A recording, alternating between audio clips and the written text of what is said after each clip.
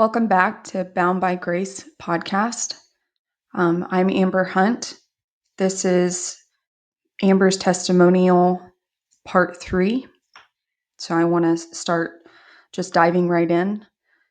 In my last podcast, I went through the loss of our daughter, Kelsey, and how I felt that God gave me a dream that I was going to have a boy at some point, and I was going to name him Grayson.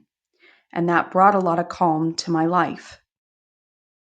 But still going through such a loss, such a traumatic event, having your body go through the motions of birthing a baby, a full-size baby, and then coming home without one, and still going through the hormone releases that occur after birth, which is postpartum depression for some. It's you're healing from your placenta coming out. So your uterus is starting to contract. You bleed for 6 weeks.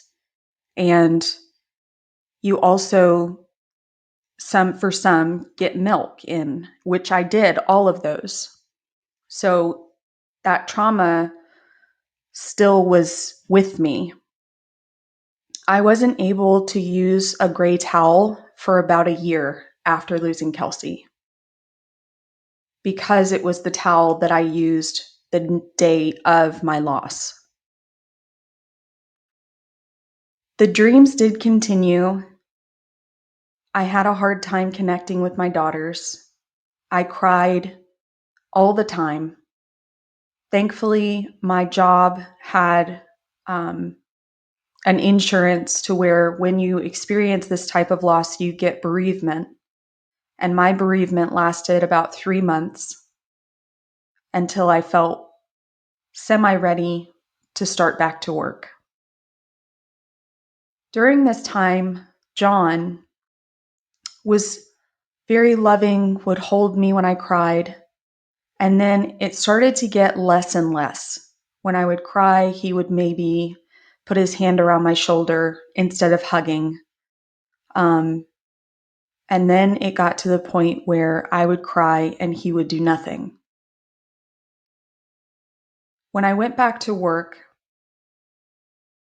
I was there for a couple of days, and then I was putting together a phone for a woman, and her daughter was playing on the floor and kind of being loud and obnoxious. And I didn't care because I had children, so I understood. But her response was, I wish I just could have aborted her. Then it would save me a lot of trouble. She's such an annoyance. When she said that, it hit me like a ton of bricks, and I could not function. I had to leave the room. I went into the bathroom, started to cry, and then had to go home because I was starting to go into panic. When I got home, I was home early. John asked me why I was home early, and I told him what had happened, and I just sat in the kitchen and cried. He did not respond. He didn't come over to hold me. He didn't tell me he was sorry. He didn't say anything.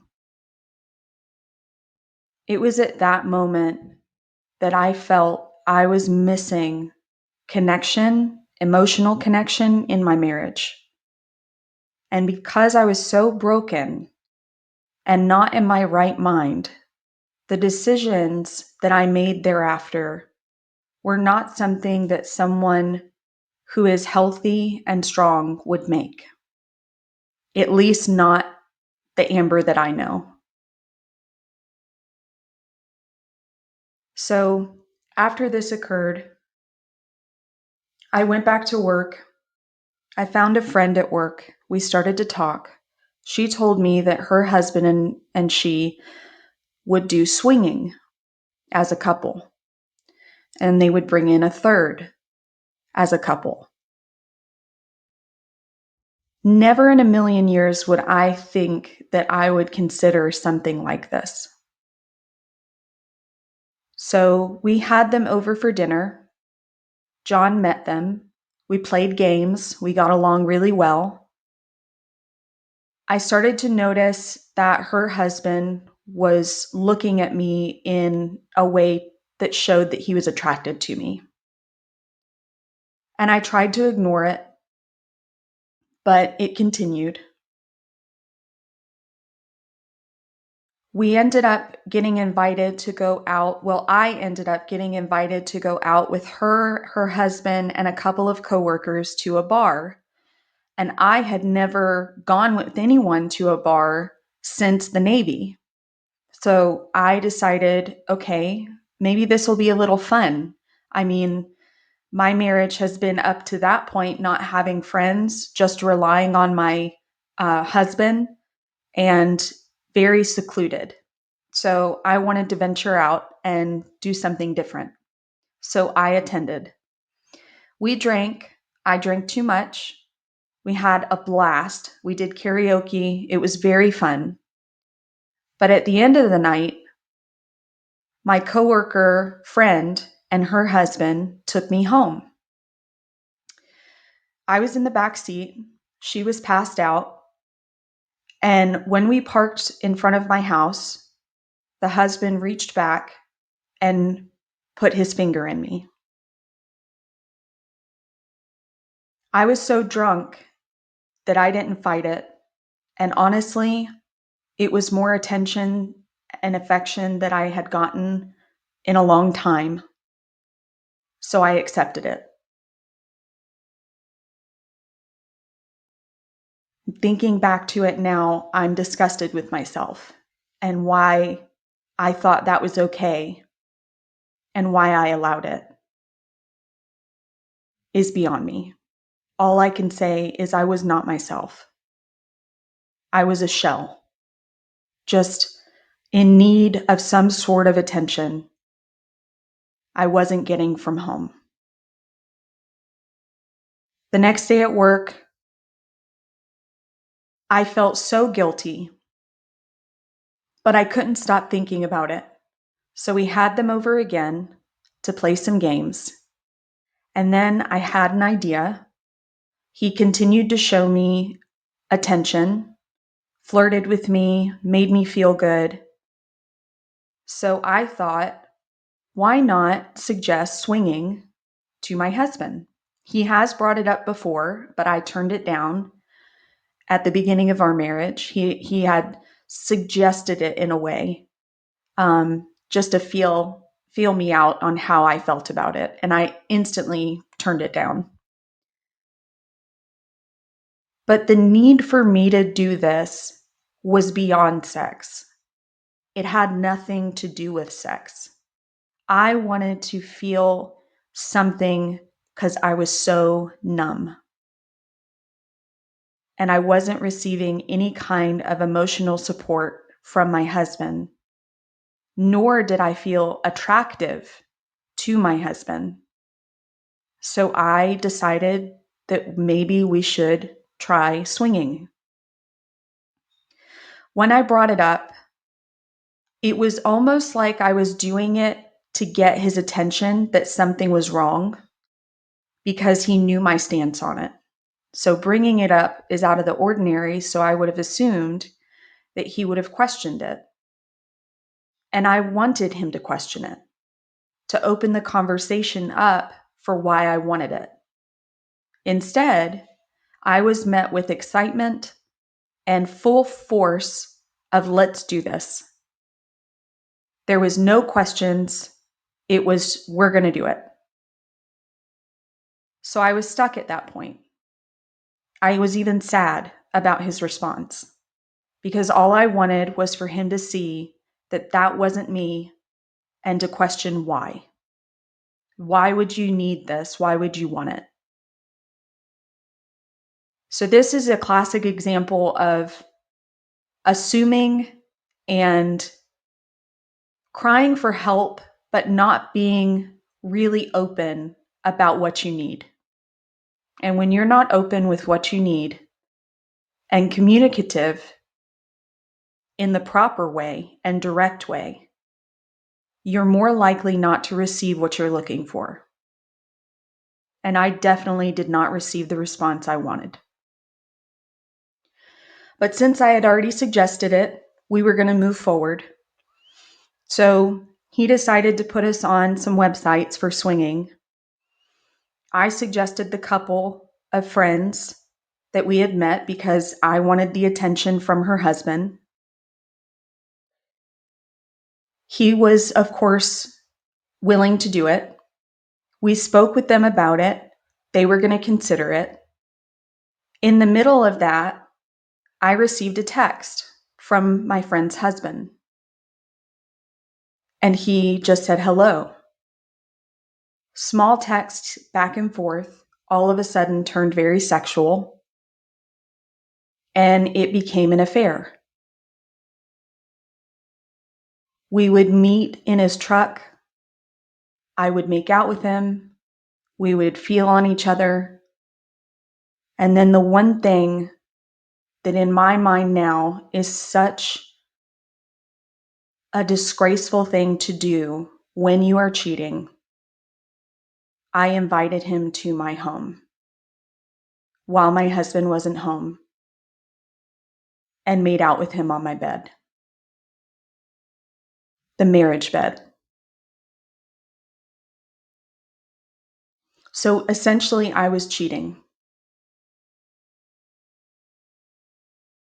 And I knew what I was doing, but it wasn't me doing it. It was like I was watching myself from afar doing these acts. And I was so numb that anything that I could do to get myself to feel something, I would do.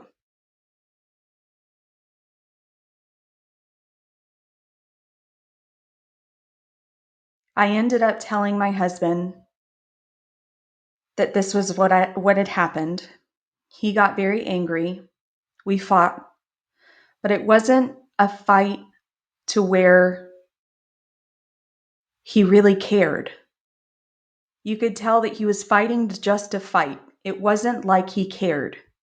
I think the love was lost at that point. He still wanted to swing, obviously not with them. So he continued to search on sites and posted us on sites. And we got a lot of response. But every time he showed me the couples, I was not attracted to the men. And I felt uncomfortable. And all I wanted to do was to tell him, I don't want to do this. I was just saying it.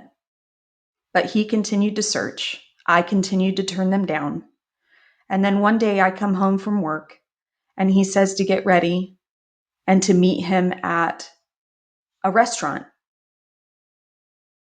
I met him at the restaurant and there was a man sitting at our booth. And John had made an agreement with this man that we were going to have a threesome. And it was like he blindsided me. This was a man in about his mid to late 40s.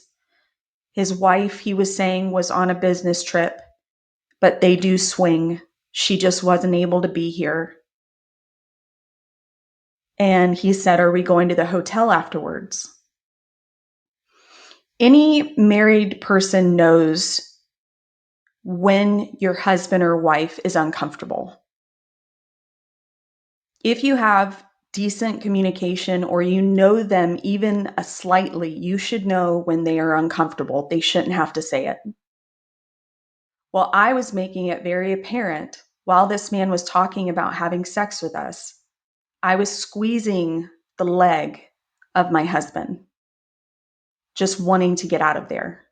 I started to feel the same feeling of being pushed into a corner and freezing and just being taken advantage of. And I knew that if I did go with them, it wouldn't have been willingly, and I would have had another traumatic event. So as soon as he got up from the table, he paid for our dinner.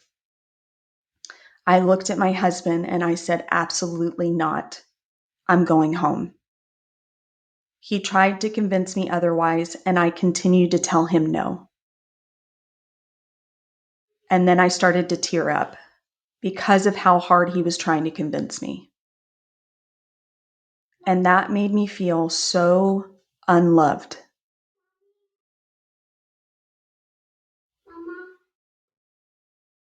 We finally went home, and then I came to the conclusion of we're probably he needs this. He wants this. I still need emotional connection that I'm not receiving from him, nor am I receiving the protection that a husband should give. So I had the final realization of let's go on dating apps and find someone we're interested in individually. And I had a conversation with him about how it needs to just be sexual. We don't emotionally connect with them. Keep it sexual and don't let them know too much about us. He agreed. So he instantly got on the apps. I did too. I found someone and I tried to keep it sexual. We texted back and forth, but nothing was coming of it. It felt good to get attention, but I wasn't receiving the real need, which was that emotional connection. He instantly found someone that he was interested in, and we agreed that they would not come between us, that we would keep it simply sexual. After speaking with this woman for about a couple of days, all of a sudden I'm going to bed, and we usually go to bed together. He said, I'm going to make a phone call and speak with her over the phone. Is it okay if I do that while you go to sleep? And I had the feeling at that point this was the end of our marriage. But I agreed. He went in the living room. And then for the next week, every single time I went to bed, he wasn't there. He was making a phone call to her. When we were in the same room, he would talk about her and how much he liked her, how attracted he was to her. And I would just shake my head. But I felt so empty. I had a feeling that with all the talking that he was doing with her, it was getting more emotional than it should. So, in the cell phone store, I looked up our account and I had access to be able to see text messages live streamed. I opened up his phone, and there it was, just as I suspected. He was talking about Kelsey to this woman when he wouldn't even discuss it with me. I felt so betrayed. Even if he would have had sex with her, even if we would have not spoken for a while, I don't know. This was probably the ultimate betrayal to me. The ultimate betrayal. Because I'm hurting. I'm in pain. I'm broken. We went through this together. We lost a child together. And his decision, instead of confiding in me, leaning on me, was to disclose it to a stranger. So I brought my manager in, showed him what I had discovered, and told him I'd need the afternoon. I walked out, showed up at my husband's work, took him to lunch. On the way back from lunch, I looked over at him and I said, "This has been over for a while. We've been through many things. I've had issues with your porn addiction. You've had issues with me not allowing you to make decisions on the business. Now we're looking into other people. You've never been really there like you should. I don't feel like we're compatible. And the fact that you disclosed Kelsey to a stranger when you won't even speak to me about it, I think we're done. So you can come and you can pick up your items after you get off of work. They'll be waiting for you. He didn't fight it. He just shook his head okay, got out of the car. I called my sister. She came down from Raleigh, 2-hour drive, to meet me at my house, and she helped me pack up his items. I carefully selected all of his items that he would need and ensured they were on top so he could get them. I had everything ready and set it out. He was angry when he picked everything up because he thought that the way I had packed for him was because I was so excited to get rid of him. Really, I did it out of the most love that I could think of, the most love that I could muster up. But everything that I had done didn't matter. Didn't matter why. It was the way he felt about it that I was excited to get rid of him. In reality, I was waiting for him to fight for us. Show that you want this. But he never did. He grabbed his items and he left. So I started the divorce process. The agreement for the divorce that we mutually agreed on was that he would call or FaceTime the girls at least 3 times a week, and he would take them every other weekend. He agreed to it, he signed to it, the judge stamped it, we filed it. Never once did he do what we agreed. He just disappeared. He went the first night that he left me, the first night I kicked him out. He left and he went straight to the woman that he had been messaging. They stayed together for about 8 months, from what I remember. It may have been longer. I stayed in the house. I contacted the man that I had been in contact with, and he came over. It was a 2-hour drive for him. He came to visit. I loved the attention I was getting. I felt something. It wasn't love, but I felt something. So that's why I continued to do what I did.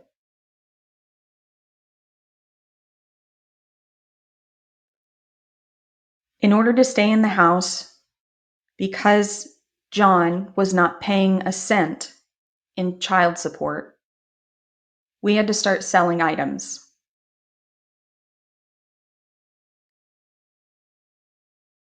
I checked my account and noticed that his paycheck didn't go in it. So I went to his work with my children and found out that he had pulled the money out of the bank account and that he was going to keep it for himself and not pay me a dime for the kids. When I found that out, I lost it. I started hitting him, slapping him right there in front of all of his coworkers, and they said they were going to call the police. So I left with the kids, went back to the house, and started selling things. We sold almost everything except for our vehicles. Then I couldn't afford the rent. Even after selling all those items, I could no longer afford the rent. I was able to stay there from selling items for about 4 months.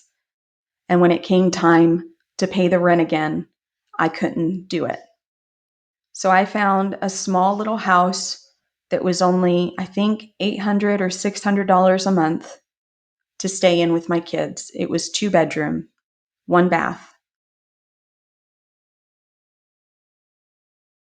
So we moved there. I continued working at the cell phone store. We were struggling with one paycheck because I had to also pay for a nanny while I went to work because none of them were school age. So we were struggling pretty bad. There was a point that I had where I had no food to feed them. And I remember going to work and coming back home thinking about not having food for my kids. And there were bags of groceries on my doorstep. That was in a major way God telling me He's going to provide. No matter what situation I'm in, no matter how far into sin I am, God's going to provide. Because my heart really lied with Him.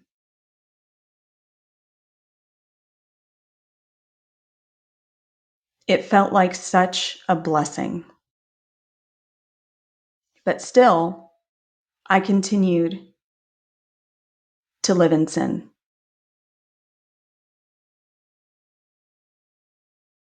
My emotions, my heart, everything was so broken.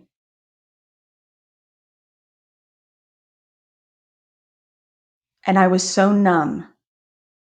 I just continued to live in sin. I thought we couldn't afford our vehicle any longer. I knew that it was going to end up being repossessed. So instead of getting it repossessed and moving to a new house all in one go, I wanted to keep my kids as stable as possible and keep that vehicle as long as possible. So that way there weren't so many changes at once. So I did something I thought never in a million years would I do. And I actually went on a website for sugar daddies. I posted on there and I sold my body for 3 months to be able to keep my car for 3 months. I was so sickened with myself, felt so dirty for what I was doing, especially looking at my girls and thinking, I'm doing this for them, but what kind of role model am I being for them? They had no idea what I was doing. I thought I was doing it to survive. But really, I had other options. I just wasn't paying attention. So finally, I stopped doing that and I prepared for the vehicle to be taken. I went to my husband's old job that I had gotten him because one of the owners was one of my customers at the cell phone store, and he owned a car lot. It was definitely one that was for someone in a bad spot because the percentages and everything were skyrocket. They were terrible, but I needed it. And I knew I couldn't go to a regular dealership since repos really ruin your credit. So I went there. I told him my situation. I told him what I needed. He showed me a van. And then I told him, as soon as my car gets repossessed, I will come and I will get this from you. And he said, okay. So he worked it out. That night, my car got repossessed. I ended up going into the backyard, seeing the truck. And all I asked him was, can I please get my car seats out of the car? And he said, being the fact that you're being so willing and so nice, I will allow you to get the car seats. He said, we usually don't have these types of interactions. I was like, I absolutely knew this was going to happen and I can't stop it. And he said, since you're being so nice, do you want to know the address of where I picked your other car up at? Apparently, John had stopped paying the car, and that was in my name as well. And I had no idea where he was living. So I said, absolutely, I would love to know that address. So he gave me the address. And then I decided to try and get some help to try and get child support. So I went and I filed. And for someone with barely any income, you can get the help of the city, but it takes a long time and they can't guarantee they'll be able to get it. So I did file. When he got contacted, he called me and yelled at me, saying he couldn't afford it. There was no way this is happening. I just left it alone and basically said, I didn't have these children on my own. You were a part of that. These are your children. You should be just as responsible as I am. And you're leaving us with nothing. No contact, no money, nothing.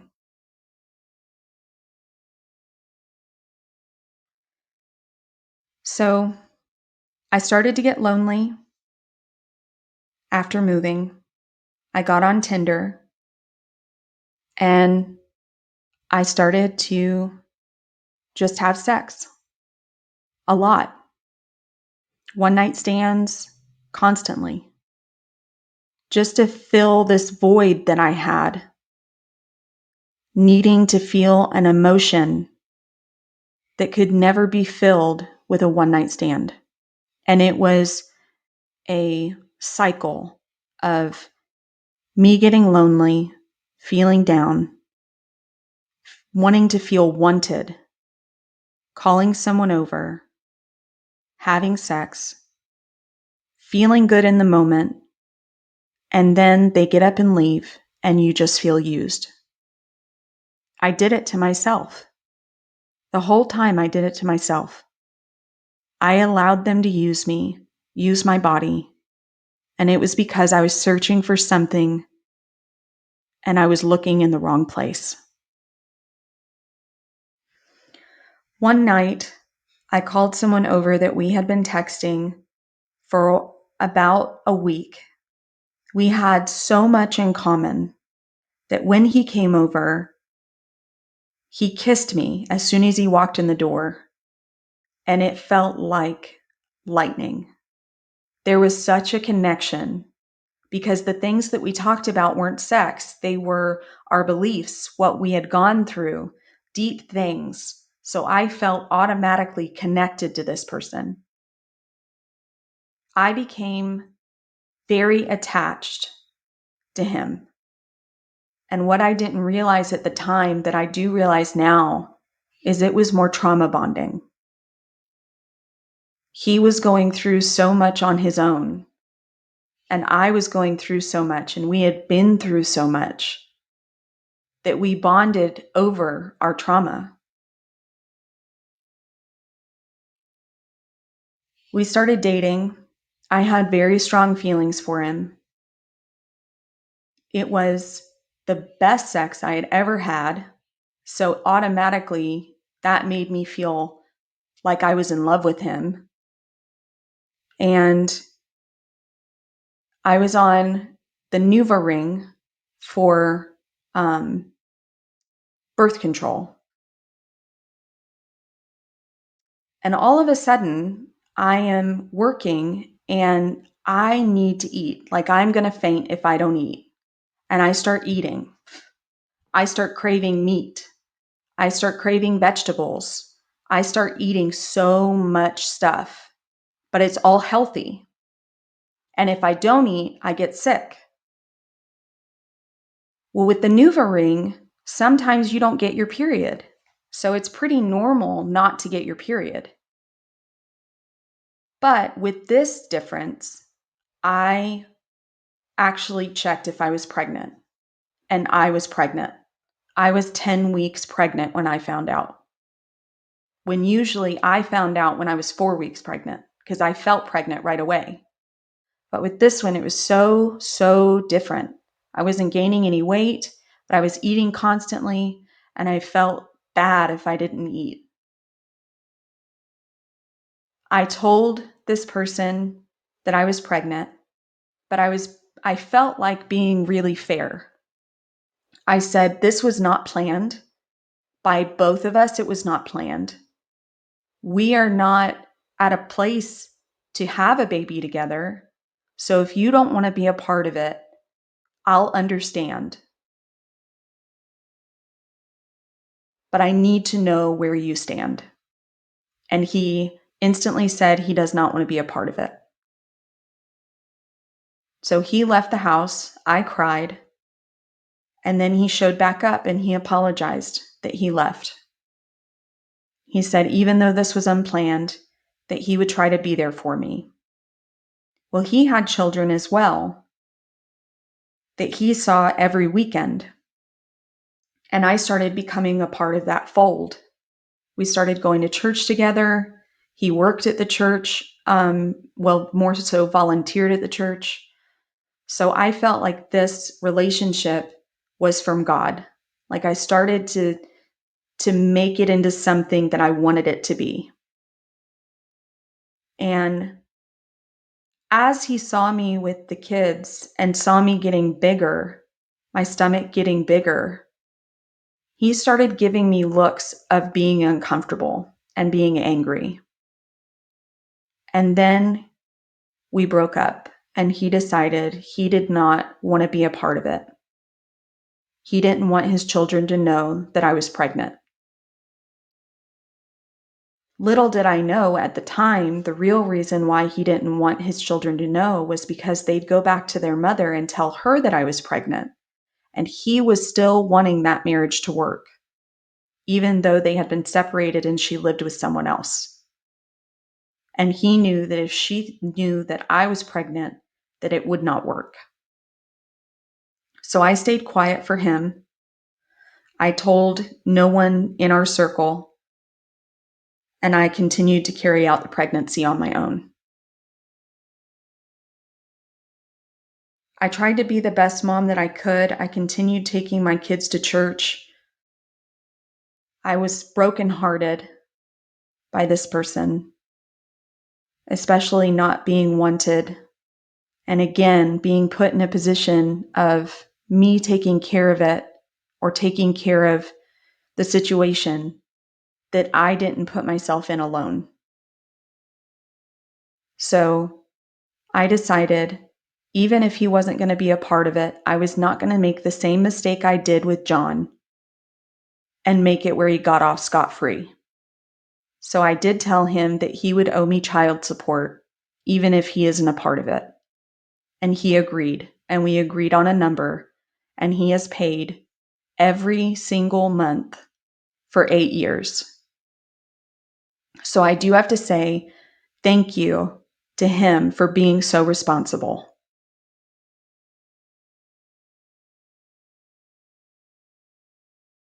During this pregnancy, I got to 19 weeks. I switched jobs in order to be able to be with my kids a little bit more and make a little bit more money. I switched to a pest control company, being a commercial sales manager.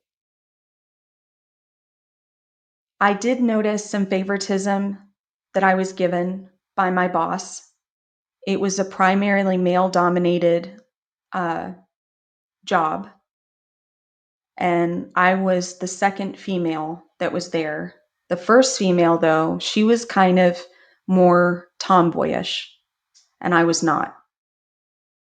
And I was outspoken, kind of a smartass, and didn't want to take any shit. So my boss really liked that about me because he could tell me things and I wasn't intimidated by what he was saying. So he kept me around a little bit longer than other people. He would tell everyone to go to work and then he'd ask me to stay and we would just talk. He would ask me about the kids, he would ask me about the pregnancy, and then it just felt like he started to like me, but not in an appropriate way. Then he would start coming with me on some of my sales runs, since it was outdoor sales. Then he started to stand closer to me than what was appropriate, to where I could feel his warmth coming off of him. When he started doing that, I went home and told the nanny, I don't know when, I don't know anything but I do know at some point this man is going to cross the line. Just mark my words, it's going to happen. And she apologized to me and said, I'm sorry you're being put in that situation. And I felt, again, like my back was against the wall because someone thought that they could take advantage, treat me how they wanted, have power over me. And I had to say yes because my job was in his hands. So I was angry and scared for what was to come. At 19 weeks of being pregnant, I found out it was a boy, and I instantly knew his name was Grayson. I knew that this was the child that God gave me the dream about. I felt so blessed. And for context of why it felt like such a blessing and that this was from God, is all those miscarriages, all those pregnancies I had, we had most of them tested to see what the sex was. And every single time it was a girl.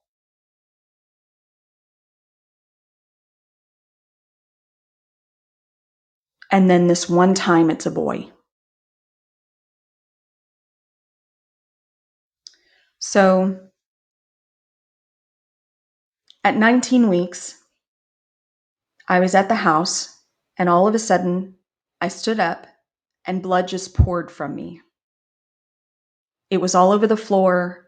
I ran to the bathroom to try and clean it up, and it just poured like a faucet. And I got scared that I was losing the baby. So I called the ambulance.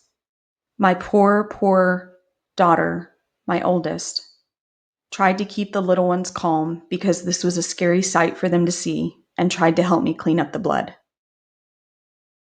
Once the ambulance got there, the nanny arrived and they took me to the hospital.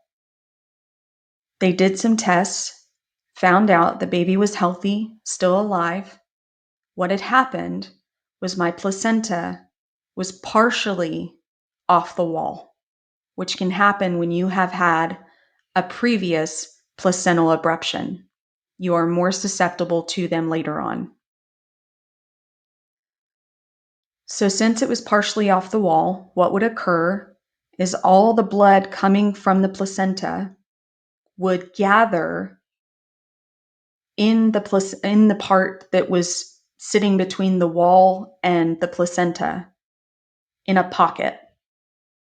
And if I moved a certain way, or it moved a certain way, or the baby moved a certain way, it would release all the blood that had been gathered and it would pour out of me. So I continued having episodes of blood pouring out of me. They kept me in the hospital and then released me, just telling me what to expect and if I bled to come back. I had to go back a couple of times. I tried to have sex while pregnant and instantly bled. So I knew that that was not something I could do. And there was a point where I started bleeding again. I went into the hospital and they kept me for a whole month. I felt so blessed that during that month stay in the hospital, I had a nanny that was taking care of my children, and I had a job that was allowing me to work from the bed. So I still had income and I had care for my children. I felt blessed. At 27 weeks, I woke up in the middle of the night, went to the restroom, and I knew I was having the baby. So I went ahead and had Grayson naturally. During the birth, it was really a traumatic event. I started flashing back to losing Kelsey as I was pushing. And then something beautiful happened. And this song, this praise and worship song, just started playing in my head. Unprompted, just started playing in my head. And I'm crying, and the nurses come over and she holds me. I'm alone. And then I push him out, and he's alive. He's crying. He's beautiful. He's so small. I mean, 27 weeks is just viable. And they told me if I didn't get to 27 weeks, he probably would not survive. I got to 27 weeks to the day, and that's the day he was born. March 10th, 2017. Unfortunately, when they tried to feed him in the NICU, they continued to have residuals of the feeding. So they found that he had a blockage in his stomach to his intestines, and they couldn't operate on it until he gained weight. So they had to airlift him and take him to Chapel Hill, to a better hospital, which was 2 to 2.5 hours away from where I was. So I would visit every week at the end of the week and continued to do so until he came home. 4 surgeries and 4 months, and he finally was able to come home. We went through a lot during that time, but he was able to come home. I think I'll stop there for this podcast, for this episode, and continue my story on a part 4. Thank you so much for listening, and you guys have a great night.